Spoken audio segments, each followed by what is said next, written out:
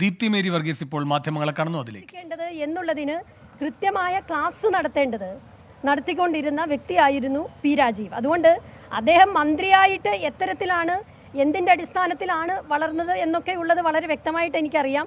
ആ ചരിത്രമൊന്നും എന്നെ കൊണ്ട് പറയിപ്പിക്കരുത്. അദ്ദേഹം മന്ത്രിയായതിനു ശേഷം അച്ചടി ഭാഷയും വളരെ സോഫിസ്റ്റിക്കേറ്റഡ് ആയിട്ടുള്ള സംസാരവും ഒക്കെ നടത്തുന്നുണ്ടെങ്കിലും അന്ന് പെൺകുട്ടികളെ ഉൾപ്പെടെയുള്ള വിളിച്ചിരുന്നത് ഇന്ന് അർഷോ വിളിക്കുന്ന അതേ ഭാഷയിൽ തന്നെയായിരുന്നു. അർഷോയേക്കാൾ ഭീകരതയായിരുന്നു അന്ന് മഹാരാജാസ് കോളേജിൽ പി രാജീവ് സൃഷ്ടിച്ചിരുന്നത്. പിന്നെ എനിക്ക് എൻ്റെ ക്രെഡിബിലിറ്റി തെളിയിക്കുവാൻ, അല്ലെങ്കിൽ ഞാൻ രാഷ്ട്രീയത്തിലുള്ള എൻ്റെ സ്പേസ് തെളിയിക്കുവാൻ എനിക്ക് പി രാജീവിൻ്റെ സർട്ടിഫിക്കറ്റിൻ്റെ ആവശ്യമില്ല. അദ്ദേഹം ഇന്നൊരു ഡമ്മി മന്ത്രിയാണ്.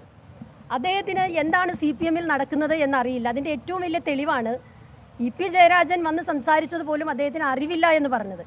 തൃക്കാക്കര ഉപതെരഞ്ഞെടുപ്പിൽ അദ്ദേഹത്തിൻ്റെ സമുദായത്തിൽപ്പെട്ട ഒരു സ്ഥാനാർത്ഥിയെയും അതിലെഴുതിയതിന് ശേഷം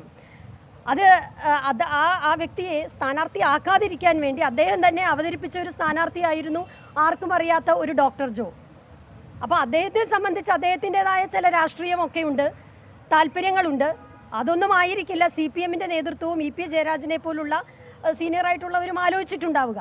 അത് അദ്ദേഹം അറിയാതിരുന്നത് അദ്ദേഹത്തിൻ്റെ കുറ്റമല്ല.